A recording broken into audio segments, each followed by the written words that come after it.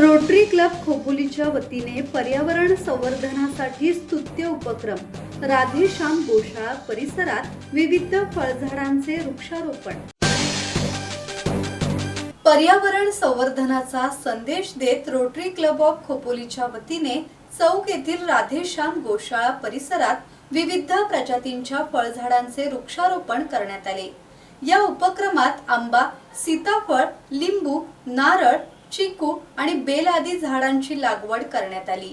मोरबी धरणाच्या जलाशयालगत आणि वर्षभर पाण्याची उपलब्धता असलेल्या परिसरात हे वृक्षारोपण करण्यात आले। भविष्यात या झाडांमुळे पर्यावरण समृद्ध होण्यासोबत जैवविविधतेचे संवर्धन, परिसराचे सौंदर्यवर्धन आणि पर्यावरणीय संतुलन राखण्यास मदत होणार असल्याचे यावेळी सांगण्यात आले।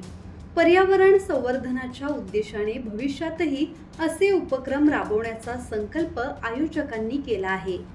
यावेळी रोटरी क्लबच्या अध्यक्षा रोटरीयन सुनीता चव्हाण, सचिव डॉक्टर नलिनी रामस्वामी, संचालक मिलिंद बोंधणकर, सुनील नांदे, प्रकल्प अध्यक्षा रजनी देशमुख तसेच स्वप्नील देशमुख उपस्थित होते। राधेश्याम गोशाळेचे विश्वस्त पदाधिकारी आणि पोलीस मित्र संघटनेच्या सदस्यांनीही उपक्रमात सक्रिय सहभाग नोंदवला। दत्तात्रय शेडगे, संवाद मराठी लाईव्ह, खोपोली।